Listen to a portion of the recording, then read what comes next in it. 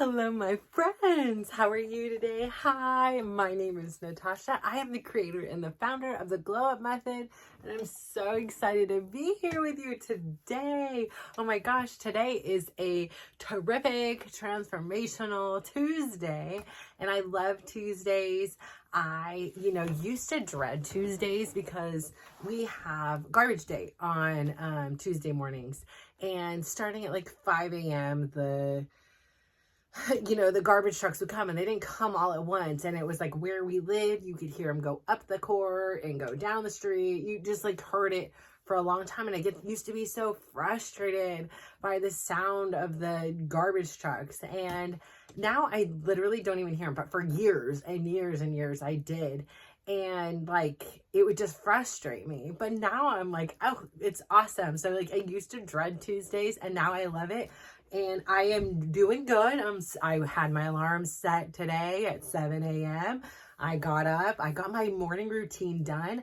And I would say, I'm not like this like crazy extra productive person. Like I kind of was like, okay, cool. I'm going to wake up at 7. I'm going to get more steps in. No, it's actually when I've gone into the execution, it's been a whole lot like more meaning to it. Like my mornings, some of them are Mondays, but the other 6 are different days. My mornings have been more meaningful. And I feel like instead of like rushing, so like, usually it would be like the alarm goes off. I have, just enough time to get in the shower and get like all those bare minimums done. And it was like rushing through each thing to get to the next thing, to get to the next thing, to get me to the gym, to get me through the workout, to get me back home, to quickly change, to take them to PT, to this and this and this. And it just kind of had this very rushed and hurried feeling on it and like energy with it. And it was like, gotta go, hurry up, can't wait at this red light, gotta take a, I'm gonna make a right here and then make a U-turn in here and go straight across because that's gonna shave off 45 seconds of the time because I'm in a hurry. But now that I've been waking up at 7 and like these last few mornings, I have not only really refined my morning routine, like I've been able to integrate in, the meditation, the dry brushing, the shower, the cold shower part, right? I do like to rush through that. I'm going to tell you this. I'm still like, like today before I got in, like my mantra was like, I can do hard things. I can do hard things. I could do hard things. And I'm like, I really hate this. I really hate this. And there's a part of my brain that like psychologically, because I heard this thing that like something about your brain growing. I don't remember I said it on here before, but like something about your brain like grows when it does things like it doesn't want to do, but then it succeeds at it, something along those lines. So I think about that. So I'm like, I still hate this. I still don't want to do it. And I hate the word hate, so I don't use it very often, but, I'm like, yes, I can do this. I can do hard things. So, that daily dose. And I remind myself like in the midst of it when I'm like, wanting to like gasp for air. And I'm like, I could do this. Like, I can be in the pain and I can breathe through it and not, like it. But, it is still remarkable to me that no matter how many times I do it, no matter how many cold showers, no matter how many daily doses of dysregulation I have, there is not a day that it gets a second easier. However, I will say this, like, I do remember when I first started and going back to like, again, repeating, it's the small things. Like we always have this illusion in our mind or disillusion that change needs to be big and it needs to be bold. And it's like, it needs to go to 0 to 100 real quick. And it doesn't. Like I said, when I started my showers, I take piping hot showers, especially in the morning. I get those bones, moving and get whatever going. I like my hot showers. And so from going to this super hot to this super cold, it's a huge change. So when I first began, it was just like a little less hot. Like I would do my hot shower, but then, for my cold shower, my daily dose of dysregulation part of my shower every day, I would slowly, dial it down into where, I am now, but I never get any more used to it. I'm never like, oh, this is fine. This is this.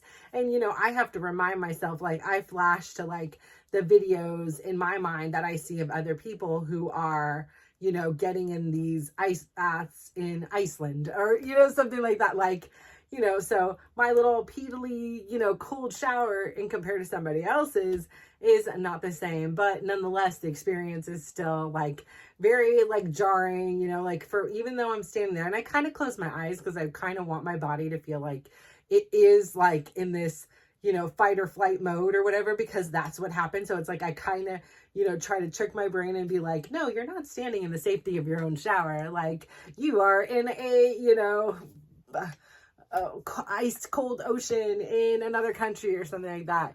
But so like I try to trick my brain to think like, oh, maybe this isn't safe or this isn't gonna be okay, just to like fully immerse myself in that thing, because dysregulation comes up a lot, right?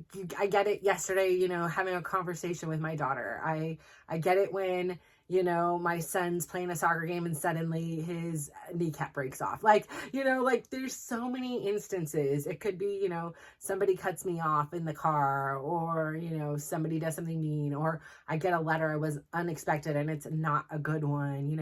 There's so many moments of dysregulation in our life, a passing of a friend, that really set us like on this other, course than we were currently on. And it's jarring. And so I say this to say, like, all change takes time. And I think that we really need to get in the process and in the acceptance of it's not going to happen overnight. And really, like, our life is the compoundness of what we decide to do in each minute, each moment, each day. And when you add that up over time, that is our life, right?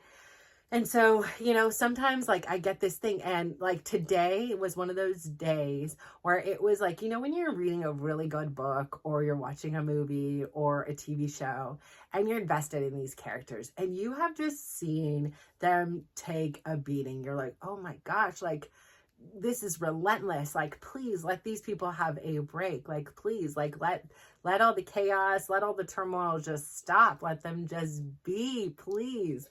And I feel like just something about today was like, I feel like we're finally being able to breathe again. Like, I feel like finally, like the stars are aligning. And yeah, it didn't make a lot of sense, a lot of the things that we've had to endure, but it just feels like we're over the mountain, like we're over the worst of it. Like, and everybody now has all these really cool opportunities and really cool things going on. And so I say, the Russos, they hurt hard and they, they go through a lot of adversity, but they also win big. Like, they also have like really cool things happen to them.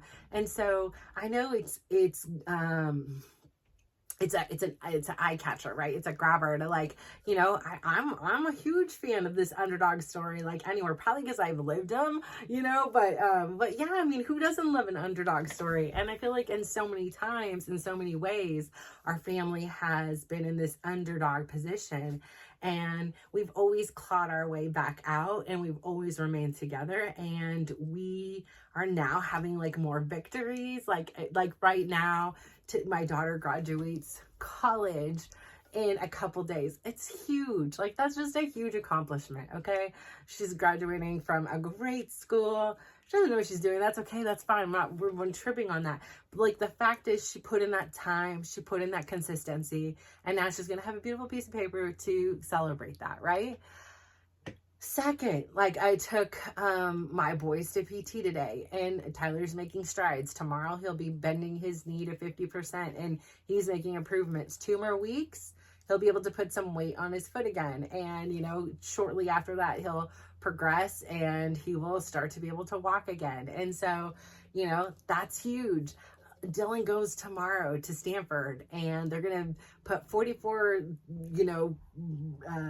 nodes, what are they called? Something modes, codes, whatever, little transformer things on him. And they're going to measure everything and find out if he is ready to begin his return to play progression. How cool is that, right? Like a year ago, obviously a year from now ago, I didn't even foresee this as something that could possibly happen. But after June 23rd, I realized anything can happen. And I mean, not that I didn't already know, but like, I just didn't know this was what happened. But, it seemed so long, right? And it has been very long, but it has been very rewarding in many ways. For as many losses and things that we really needed to, him in particular, me secondarily, had to really release and let go of, there has been so much that has been gained and come back into our lives as a result of this injury. So I'll say that. And Brad, he took a chance. He went out there. He loves fantasy football. He loves, like watching all these fantasy football things is like his jam. Like when he gets going, he like gets going, and he did it. He took a leap. He applied for this social media thing. So and not only did he get it, he is repping the 49ers. Yay. So I thought I was going to be out of fantasy football, but I think I'm knee deep in it. So sign me up. I'm in. I'll be his number one fan. So he'll be on Walter's Picks, and please go check him out. So he will be doing that. So I'm super excited for him and that endeavor. And Chris like applied for some kind of game show with Mr. Beast or something. I don't know, but he got a call back. They liked him. So I mean, things are turning around. And like I say, when they turn around quick, and they turn around really good for us. And so I think being able to maintain our positive outlook, our perseverance, right? So like, it's so easy. Like today, straight up, I got up at 7. I had a killer dance workout. Some days I'm like, I'm in it.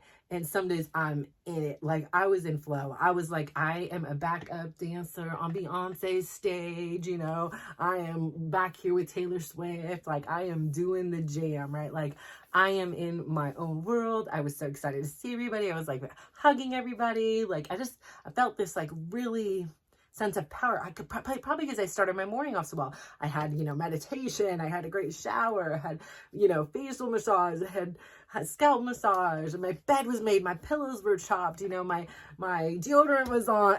Everything was perfect. I didn't have to race to the gym. I got there on time, early. I was just happy to be there. And, I finally got to give the woman who gave me this a very kind gift. I got to finally give her the thank you card that I have been wanting to. So that got off my mental to-do list. I had already done my lesson for my class this morning. The lesson. I didn't do the homework yet. That's going to come tonight. And then I came home after PT, and then my son wants to eat, and I was like, well, it's now or never. I'm not going to go and up, and then no. Ended up being like a 2.5 hour, always is, between the cooking and the eating and the chatting. And that's my fault. The chatting is, I see the kids, and I just get ba.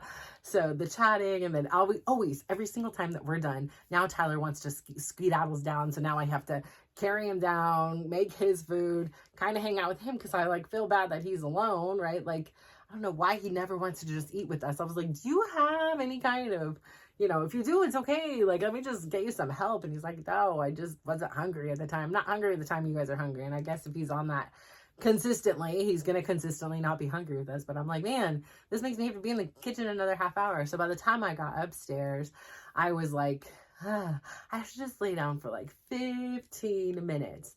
And I just heard this like voice in my head. And it was talking, and I had looked, I was like, okay, if I don't have my steps like completely done. I'm still debating. I want to go to the gym because every time I'm like, okay, I'm not going to Fremont this evening. But then I get in his class, and like his energy just brings out this energy in me that's intoxicating. And I just want more of it. I just like want to experience more. And if I'm going to be doing, another 7,000 steps, I'd rather be doing it like amongst a group of people I really like, doing something I really enjoy, which is dancing. And so, I go through that, but I'm like, there's 2 classes I can do here in Pleasanton and get the same steps over with. So I'm in the debate. Do I want to drive? Do I not want to drive? That is the question. But then I was like, it is your fun. Like, you work hard, but I did get to have fun. So again, it's this, where do I put my focus and where do I put my energy? And that is where it's going to get the attention. And it's like, there's so many things calling at me and things I want to do that I feel like I need to make better use of my time management and my focus. Like, my dream isn't to be, this professional dancer. And so I invest all this energy and time into it, which is great. However, like, it does also take from the other things that I am working on for my dreams and stuff like that. So, but it also does power me up for when I am ready to do that kind of stuff. I have now more energy. So it's this crazy circle that I need to kind of figure out. I will keep you posted, but always seems like this, when I'm in the question, I'm like, I'm going to go. Like, so I'm going to go dance. The question is where, when, and how. So yeah, that's that. And then, what else was I going to say? I was going to say something. I feel like it's been a minute since I forgot what I was talking about. Oh, so I just felt really, really like good. I felt really energized. And I had this big lunch with my kids. I wanted to take a nap. Like, after everything was done, I was like, I just want to take a nap. But I heard this voice in my head, and the voice was like, what do you do when you don't want to? Like, I know I have to get my steps done. I didn't want to do it right now. It's like, and it was something about what do you do then? Like, this is the perseverance. It's the people that get up and do, even when they don't want to. And then I was like, okay, like, let's do it. I tied up my shoes. It took me a minute to get going, but I was like, okay, let's just get you to your, I know how many I get per class, about 7,000 steps. So I'm like, get it to here, and then you can stop. And if you're really tired, you can take a nap. But then when I was running, I was like, oh, I still have to film, and I don't want to come home from the gym and have to film. I like to just have that part of the day done. I have my biggest energy, like, let's go, let's get it done. So that when I come home, it's like I can shower, I can just relax. I don't have to have more work. It's like, now the day is done. And I do have my homework to do too. So I'm so glad right now, sitting here, I decided to do that. I could have chosen to lay down. And there are certain times, especially like last week, that it was like, yeah, no dice, I'm taking a 15-minute nap. And it started to disrupt my sleep, right? So I'm taking a 15-minute nap, which meant I was up later at night, which meant that I was having trouble waking up in the morning, which meant I was leaning on the coffee a little bit more, which meant when I stopped drinking the coffee, I started getting headaches. So it was just like this like whole like snowball thing. There's this book my kids have, and when they were in like kindergarten, it was like, if you give a mouse a cookie. And that's kind of like it felt like for me. It was just like this continual game of catch up, of like being tired and then trying to find something else to fill it. And so, I'm like, just push through. You're not that tired. If you get that tired, you can go and take a nap or whatever. But I really want to get these things done. So I got my steps done. Yes, high five to me. I'm awesome. Then I am now doing my film. Another bravo, like, good for you. Total double thumbs up on that. And then now I can do some homework and then or go to the class or whatever. So I'm big deciding here. And it seems like that new class that I had been taking, he's coming every other week. And so I'm thinking that my thought process is this, like, perhaps every other week I will still go down to Fremont, but it just is such a pain to go down there for one class. Like, it just is like, it's a lot. But I think today would be a good class. So I'm betting on that, and we'll see. Again, let's just see. I haven't decided yet. Like, that's sometimes decisions are a little bit challenging for me because I really want to get it right for whoever it is. And right now the case is me. I really want to be able to do so many things, and having this, again, like I said, epiphany the other day where it was like I'm gluttonous in some ways, and it makes sense because like I'm looking at it from like almost like a scarcity mode. Like, it's so good, I just want more, and I want more, I want more of that feeling, and I feel great when I'm done. And I can listen to my podcast, and I can listen to YouTube, or not YouTube's, audiobooks on the way down, so it's like a very educational, informative experience. And then I dance, like it's all good. But then that also means that's time away from my family. That also means it's time away from home, in which I could be working on other things. But then it's like, okay, well, if you're tired, will you be working? So it's, again, it's these like little questions that you have to like contend with all day long. And I'm just so grateful that I'm contending with the conversations so much different. Like, like, it's before the conversations, and maybe you understand this, and I hope you don't, but like the conversations in my head were so monopolized by just negativity. Even though I was a super positive person, it was just such a negative tone to myself. Everything else was pretty okay. There were some situations and things that I was like a little bit like, now it kind of makes me cringe thinking about it. But it is interesting how like where our mind goes and where the emphasis is. Like this morning, I was really paying attention to like how often like different thoughts come in my mind, and it's like infatuated with certain things, and it will just like, I'm like, oh, I'm thinking about that one again, like how it just really fixates on certain things. And so I'm thinking a lot of things, but like one or two things will really kind of be standing out in my mind. Does that happen to you? Like, pay attention. It's crazy. And so, yeah, a lot of things. Like, again, I love these little succulents. Right now, my dining table looks like, I was like, welcome to Natasha's nursery. It is I'm a sucker for succulent situation up there.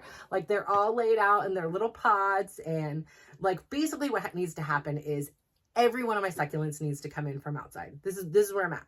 Everything needs to come in, and we need to start over. Like, we just need to like redo, fresh everything, them all up, and then like have them all be back where they were, and they're succulent. So I don't have to do that again for probably another year. But I start getting obsessed. Like, I love these ones with like the pink on them. Just like something unexpected, right? When you have these greens and these vibrant, and then all of a sudden you have this touch of pink or purple or these blue hues, and it's so unexpected, and it's so beautiful. So again, change is huge, change is hard, but change is slow. And so when we take it slow, this is something that we can create a consistent habit with. I think the trouble is, again, so many of us, I mean, I watch it happen all the time. I watch it here. Chris is like the number one offender of this. Like, he will go big. Like, it'll be like all of a sudden he's no carb. All of a sudden he's no sugar. All of a sudden he's doing 5-minute planks a day, and he burns out. Like, he goes in hard. Like, how do you go from eating a whole diet of carbs to no carb? Like, your body is going to go in shock. How do you go from eating a pint of ice cream a night to eating no sugar? Your body's going to go in shock. You're going to feel deprived. You're going to start hating stuff because you're being punished. Your body's like, why am I being punished? What did I do wrong here? I'm so nice. I help you walk. I help you write. I help you do all the things you want to do. And now you want to shock my system and say no more sugar, no more carbs for me. Like, what did I do wrong? And so, or a 5-minute plank when you haven't even walked a block in months, like, no, and I think that that's our trouble, is like, we don't often see all the steps in between. We just see to where we want to go, and we just try to get there. Like, we can't run a marathon overnight. Like, it's not going to happen. Like, even someone like me, because my steps are conditioned inside, to be fair, I can run. Like, I had to run in the airport, and there's been a few situations where everybody in the family is like, oh, well, you're not really running. Like, I would beat you in a race. And I'm like, yeah, probably a fast one, but I can probably beat you in an endurance race. And I often though wonder in the back of my mind, like, could I? Like, is it the same? Like, are they right? And of course it's different. You're even though I'm using the same, I'm using different muscles, or the muscles in a different way. And so, yeah, if I was to decide to go do a 5K or a 10K, I'd need to work myself up. I need to like start practicing on the outside, not just on the inside, getting that kind of run in. And so I think that's what it is. It's the practicing, you know, like now using my left hand, it's almost becoming natural to brush my teeth. I should articulate what I'm talking about. I'm using my left hand just to brush my teeth. I'm not using my left hand to write yet. We're not there. Although I should be, like, why aren't I? But because it's on a long list of things I gotta do. But yeah, I think it's really important to understand, why are you making any changes? Why are you doing anything? I've sat here and told you a million changes I've done. My life did not look a thing like this 2, 3, 4 years ago. Like, let's just say 4 years ago, like my day would start, the alarm would go off, I'd hit snooze, I probably barely slept that night. I probably was full of anxiety. I was stressed out. In the morning, I was stressed. I got out of bed. I rolled out of the bed. I, tried to muster up any energy to be positive with the kids. I kicked piles of clothes as I walked out my room because there was a mess everywhere. There was paperwork falling on me. I'd go out, kids, wake up, get up. I'd be like, first like, hey, good morning. And then they wouldn't be receptive. They'd be like, oh, go away, And so I'd be like, get up. You need to get up. It's time for school. And I'd, go about, okay, now I got to get breakfast. Now I got to get their lunch. Come back, they're still in bed. I'm like, get up, get up. Like it would be this whole thing. And I'd be like, gosh, why don't they listen to me? Da, da, da, da. It would be just like stress from the jump. And then it's like, okay, now they're getting to the car late. Now I'm going to 4 different schools or 4 different drop-off times or 4 different drop-off spots. And I'm like, this one's late as a result of you and da-da-da-da. Now I'm all stressed. And I don't like starting my day. This is disrespectful, da-da-da-da-da. Going on. And then I'm still irritated, like after I drop them off. And then I come home and do some cleaning. Maybe I do some eating. I'd throw on the TV and watch some Wendy Williams, listen to her, complain about other people or ridicule other people who are out there just living their best lives, right? They're just doing their best and they got caught doing their worst a lot of times, or, whatever it is.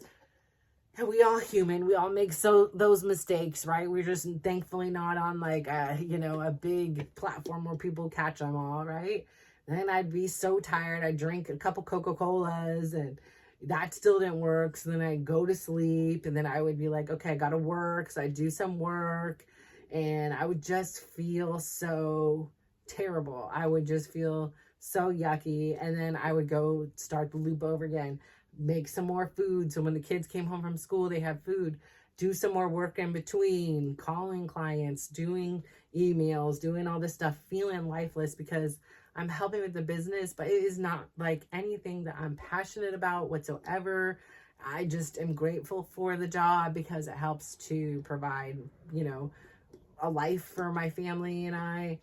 And, then I would sit there and pick up, sit in the car, wait, pick up the kids, go on school to another, hear about their days, be super excited to see them. Then it's like, okay, now we got this practice, rush, do the whole loop to each practice back, running back and forth. Maybe if we're lucky, we'll have a family dinner. That's why when we did have family dinners, super special, super important to me. But everybody was always off, doing some kind of practice or another. And would come back home, showers, the whole drill in the evening, laundry, sweeping, vacuuming, cooking, doing all that kind of stuff again. And then it would be time for bed. I would throw on TV. I would do some more work, researching how to get more clients, how to do this stuff, always trying to figure out how do I apply for this grant, whatever it is. Then I'd start looking up something for the kids, like here, college stuff, here, oh, they're into this, looking up stuff for them. And it was just kind of like this really pathetic rat race that was just had nothing that was of me or my value or my liking at all, besides maybe the food, because I got to pick the food. Then of course you had shopping in there and all that other stuff. So like Then I also had at that time some family members that consumed a lot of, like, I gave them so much time. I gave them so much energy. They didn't take it. I totally gave it to them. It was like I was at their beck and call, on call 24/7 for 1, 2, 3 hours sometimes on the phone. My phone would be like so hot, and it would be like listening about their latest fight, listening about their latest argument, listening about their latest affair. Like, it was just nonstop drama. And so I'm so grateful. Like it just almost makes me sick to my stomach to think about like the way I lived my life before in comparison to now, and like how many moments in a day now I have cultivated a culture of joy and things that bring me joy, whether it be just glancing over at my succulent or the roses. I have them cut, but they're downstairs right now. Looking at my roses, filling in every day. I want to show you, it's over there. I'll show it to you tomorrow, maybe, if I remember. My glow up gratitude gushings over here. It is filled every day of this year. There is a post-it that represents something, at least one thing. I'm not really good at doing just the one thing, but things that I'm grateful for that day. And it is just such a joy to reflect on what the day has been and something that was really impactful to me. Some things are big, some things are so simple and easy, but it's all true. And any moment that I feel down, I can just call upon that and say, look, all these things there are to be grateful. Like, life is good. Like, yeah, there is bad things that happen, you know, like we see it all the time. But honestly, not most moments are these big catastrophes. Most moments are just normal, and there's beautiful things in every moment, even in the catastrophes. So I say all this to say, thank you so much for listening. If you're out there making change, go easy on yourself. Take it really small. The key here is not the size of the change. It is the consistency of the change. So do you hear me with that? Like, it's not about how big the change is. It could be doing, you know, a hot shower to just a little bit less hot shower. To you, that's a cold shower. You got to keep moving slowly, and you move the dial according to you. Just like with my weight loss, it was today is day one, no more one day, 1 minute at a time. And there is no timeline. There's no like, it needs to be done by next week. There's no pressure. It's just really listening to yourself and being kind to where you are at, and facilitating this safe space for change. Your body is receptive. Your mind is receptive.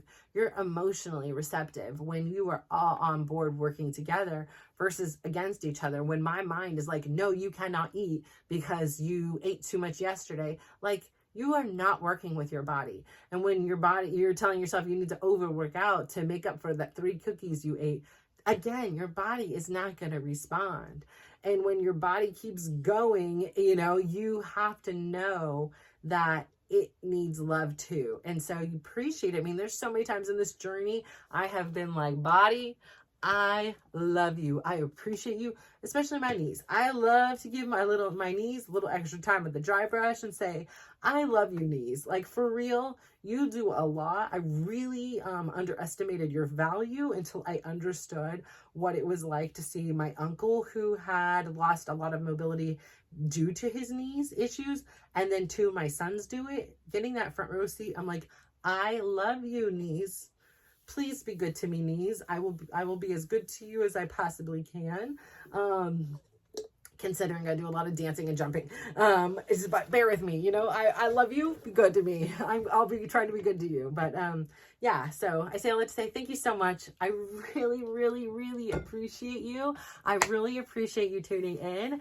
I am really excited to be working on projects that are going to make this an even better experience for you. So continue to hang on, continue to believe in me. I believe in you, and I'm so excited to hear where this journey is going to take you, what your small changes are going to have this impact on not only your life, but everybody's life around you. So isn't that awesome?